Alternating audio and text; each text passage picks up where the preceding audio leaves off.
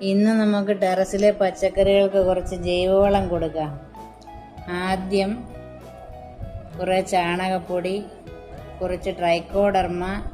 ഇതൊരു കുമിൾനാശിനിയാണ് കേട്ടോ. മണ്ണിൽ നിന്നുണ്ടാകുന്ന രോഗങ്ങളിൽ നിന്ന് ചെടികളെ സംരക്ഷിക്കും. വേര്, മണ്ണ് എന്നിവയിൽ നിന്ന് പകരുന്ന വേരുവാടല്, ചീയൽ ഈ രോഗങ്ങളെ തടയും. അല്പം ഡോളോമൈറ്റും ചേർക്കുന്നുണ്ട്.